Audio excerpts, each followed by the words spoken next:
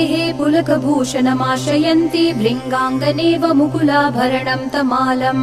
अङ्गीकृताखिल विभूतिरपाङ्गलीला माङ्गल्यदास्तु मम मङ्गलदेवतायाः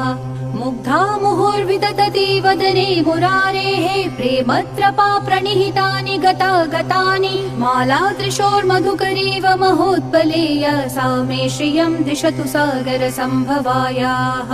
आमीलिताक्षमधिगम्य मुदा मुकुन्दम् आनन्दकन्दमनिमेषमनङ्गतन्त्रम् आकेकरस्थितकनीनिकपक्ष्मनेत्रम् भूत्यै भवेन्मम भुजङ्गशयाङ्गनायाः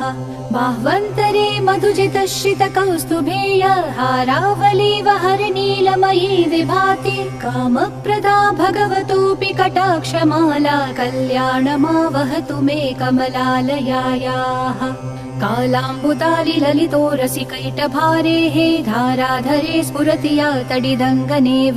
मातुः समस्त जगतां महनीयमूर्तिः भद्राणि मे दिशतु भार्गवनन्दनायाः प्राप्तं पदं प्रथमतः खलु यत्प्रभावात् माङ्गल्यभाजि मधुमाथिनि मन्मथेन मय्यापते तदिह मन्थरमीक्षणार्थं मन्दालसं च मकरालय कन्यकायाः विश्वामरेन्द्रपदविभ्रमदानदक्षम् आनन्दहेतुरतिकं मुरविद्विषोऽपि ईशन्निषीदतु मयि क्षणमीक्षणार्थम् इन्दीवरोदर सहोदरमिन्दिरायाः इष्टाविशिष्टमतयोऽपि ययात्रयार्त्रदृष्ट्या त्रिविष्टपपदं सुलभं लभन्ते दृष्टिप्रहृष्टकमलोदर दीप्तिरिष्टां पुष्टिं कृशिष्ट मम पुष्करविष्टरायाः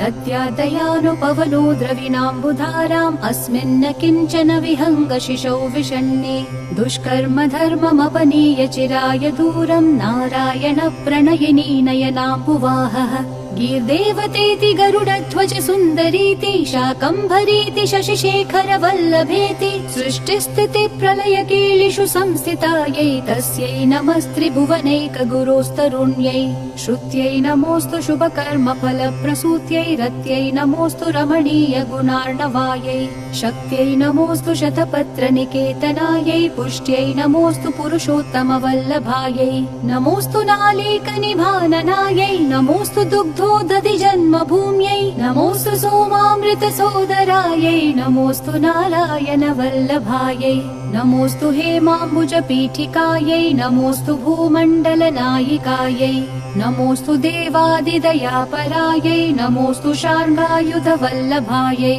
नमोऽस्तु देव्यै भृगुनन्दनायै नमोऽस्तु विष्णोरुरसि स्थितायै नमोऽस्तु लक्ष्म्यै कमलालयायै नमोऽस्तु दामोदर वल्लभायै नमोऽस्तु कान्त्यै कमलेक्षणायै नमोऽस्तु भूत्यै भुवनप्रसूत्यै नमोऽस्तु देवादिभिरर्चितायै नमोऽस्तु नन्दात्मज वल्लभायै सम्पत्कराणि सकलेन्द्रियनन्दनानि साम्राज्यदान विभवानि सरोरुहाक्षि त्वद्वन्दनानि दुरितोद्धरनोद्यतानि मामेव मातरनिशं कलयन्तु मान्ये यत्कटाक्ष समुपासना विधिः सेवकस्य सकलार्थसम्पदः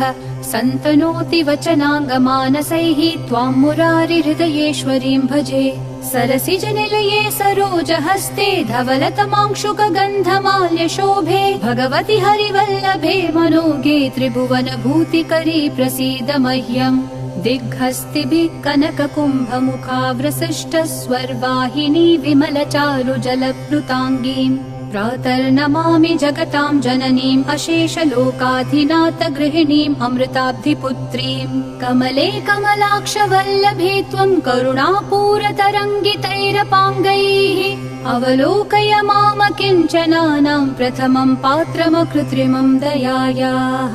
स्तुवन्ति ये स्तुतिभिरमीभिरन्वहं त्रयीमयीं त्रिभुवनमातरं रमाम् गुणाधिका गुरुतर भाग्यभागिनो भवन्ति ते भुवि बुधभाविताशयाः